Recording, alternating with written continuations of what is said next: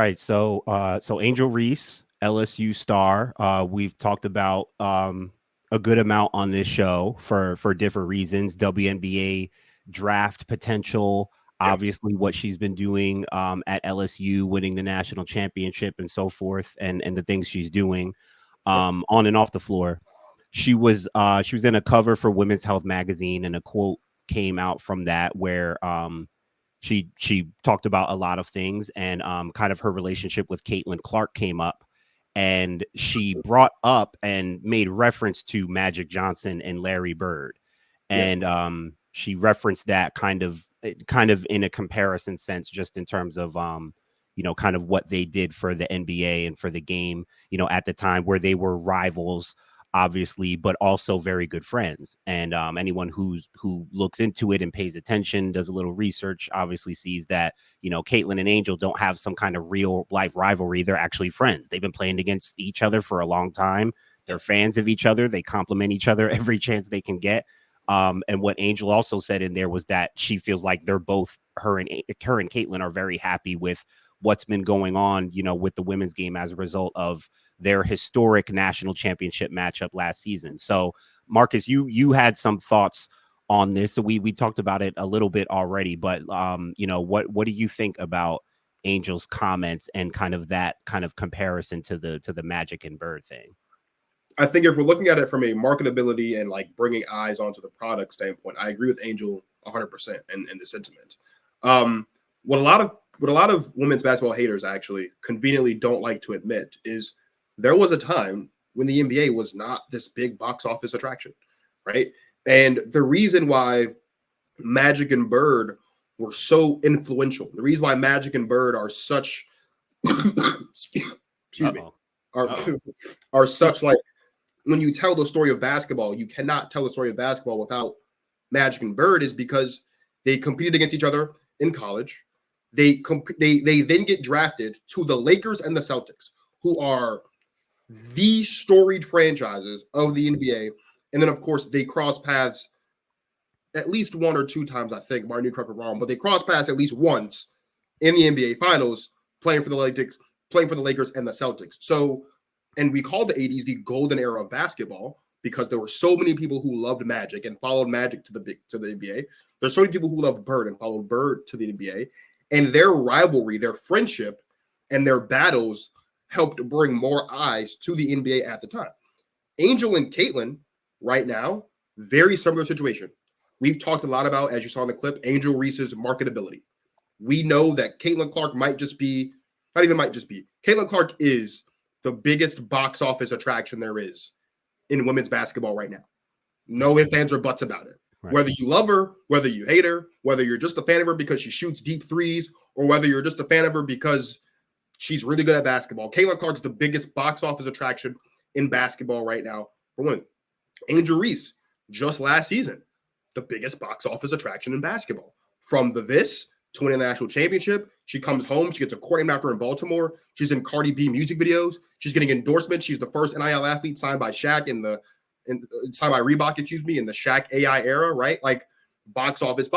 And so from a bringing eyes to the product standpoint, Angel Reese and Caitlin Clark are this generation's Magic and Bird. From a talent standpoint, though, they're not. Because Angel Reese still has room for improvement in a way that from a talent standpoint, I wouldn't be comfortable making this comparison, which is a point that when we were doing our pre-show we're putting together, that's something that you emphasized, because I was just kind of looking at it from strictly the marketability standpoint. And you were saying, yeah, that's true, but we can't ignore the on the court talent that Magic and Bird was compared to Angel and Caitlin.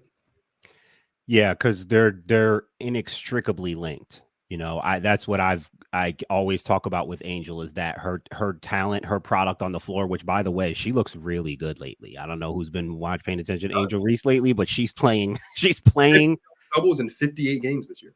She is playing more dominant, even more poised, and just like she just looks really, really good right now. She's playing really great basketball. Like if you want to see Angel Reese better than what I feel like we're watching her, do better things and get better right before our eyes.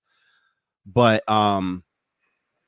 Yeah, I wouldn't accuse Angel of like proclaiming herself as Magic Johnson. I think you're spot on. Like it's about the marketability. It's about, again, that kind of built-in rivalry that has naturally happened, even though they're good friends. There, let's just put it out there. There is the black-white thing, right? One's in Iowa, one's in Louisiana. I mean, there's also that. So it's like the contrast, right? Coming from two different worlds. That was a very important backdrop and theme to the Magic and Larry thing. So again, I'm not accusing Angel of like, calling her the next Magic Johnson in that sense. I think you're spot on with that. And that's the right way to think about it. It's just that the marketability and all of that side of things is linked to your talent and your product on the court. So what I said to you was Angel and Caitlin are the Magic and Larry of women's college basketball. Sure. They've got that of women's college basketball. Yeah. What happens in the WNBA is going to be a totally different conversation. You brought up a great point about the Lakers Celtics thing. So automatically they're pit against each other in that, rivalry, East Coast, West Coast thing. So we don't know where Angel and Caitlin are going yet in the WNBA. If their two franchises will be natural rivals, we don't know if their rivalry will naturally carry over to the WNBA, but they'll always be linked. So it does give me that Magic Larry thing because of that, because of the you can't see me, because of just the drama of that national championship game. They will always be linked. And we obviously hope that like their popularity and stuff can translate into the WNBA. And that's yet to be seen. But we the WNBA is going to be a totally different thing. I'm excited to see. I can't wait to see how things translate and how things are different or similar. They're going to have their own journeys and battles, obviously, but I think they're the Magic and Bird of women's college basketball. I think they've changed things forever in that sense. And I think that's a very important distinction that you're making, because Magic and Bird weren't just transcendent for men's college basketball; they were transcendent for basketball. Yeah. Until Angel and Caitlin get to that next level, like you're saying, and we see if that talent and that marketability transfers, we can't say they're the Magic and Bird of women's basketball, but they are absolutely, without a doubt, the Magic and Bird of women's college basketball. Two of the biggest stars we've ever seen in the history of women's college basketball, for sure.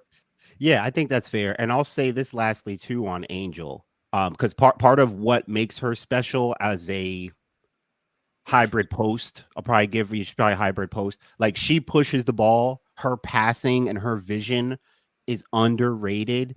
And so we talk about Magic Johnson, like she can be kind of that point forward, point center kind of player. Again, not comparing her to Magic, but her versatility, the ability to kind of be a guard and see things and make certain passes. The more we see her versatility just improve and blossom, the more special she will continue to be. And of course, we want to see how special she can be, at the next level in the WNBA. She's obviously special right now in the college game, but some of the things she's doing, man, I like I said before, I feel like I keep seeing her get better and better, stronger, smarter. She still has that competitive edge. Like you don't see any sense of drop off from, national championship hangover or nothing like that. She just battles, man. She competes. Like and again, I think she's continuing to put things together. Like every time I watch her, honestly, I'm a little more impressed because like her length, her hands, her quickness, her feet, like it's really impressive, man. Yeah, absolutely.